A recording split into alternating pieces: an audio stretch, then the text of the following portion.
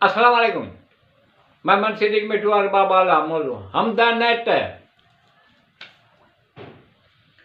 ज़ुल जलाल तुंहिंजो आहे चरखो अजब, ज़ुल फज़ल तुंहिंजो आहे चरखो अजब। ज़मी आसमां पैदा कयाई सिज चंड तारा, ज़रे ज़रे में तुंहिंजो आहे राज़ अजब। ज़ुल जलाल तुंहिंजो आहे चरखो अजब, ज़ुल फज़ल तुंहिंजो आहे चरखो अजब।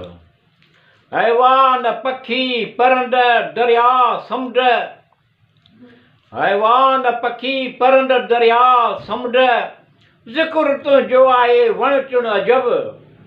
ज़ुल जलाल तुंहिंजो आहे चरखो अजब, ज़ुल फज़ल तुंहिंजो आहे चरखो अजब। मिठा मेवा माखियूं मिसरियूं मिठाइयूं समर सभु, मिठा मेवा माखियूं मिसरियूं मिठाइयूं समर सभु, ज़ख़ीरो घणो आहे जिन्नो इंस अजब। ज़ुल जलाल तुंहिंजो आहे चरखो अजब, ज़ुल फज़ल तुंहिंजो आहे चरखो अजब।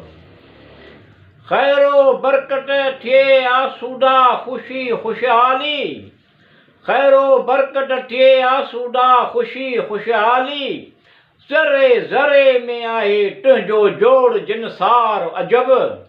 ज़ुल जलाल तुंहिंजो आहे चरखो अजब, ज़ुल फज़ल तुंहिंजो आहे चरखो अजब। मिठूअ जा नामुमकिन कम मुमकिन थियनि तूं सभु ॼाणींदो, मिठूअ जा नामुमकिन कम मुमकिन थियनि तूं सभु ॼाणींदो, ज़ात आहे तुंहिंजी महिरबान ज़रे ज़रे में अजब। ज़ुल जलाल तुंहिंजो आहे चरखो अजब, ज़ुल फज़ल तुंहिंजो आहे चरखो अजब।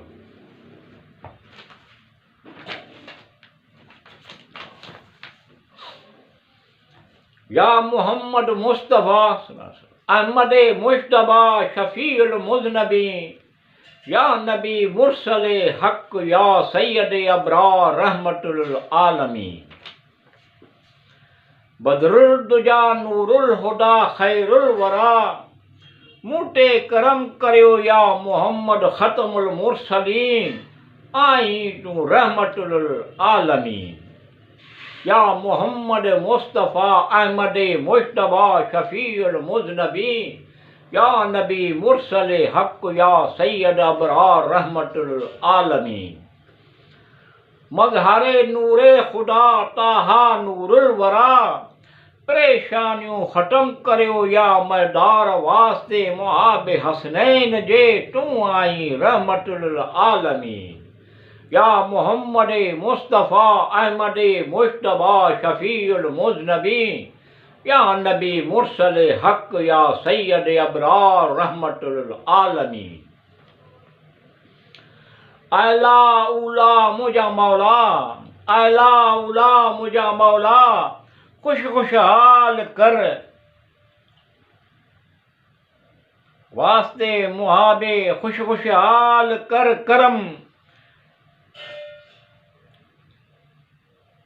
कर करम कर वास्ते मुहाबे पाक पंजतन जे, तू आई रहमतुल आलमीन।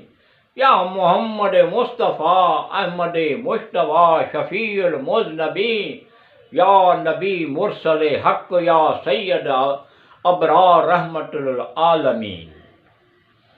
रहबरो व नज़ीरो बशीर, रहबरो व नज़ीरो बशीर, मिठूअ जा सभु कम थियनि आसूं मेदू पुॼाए वास्ते रहमान रहीम करीम जे, या हुज़ूर महिरबान तू आई रहमतुल आलमीन।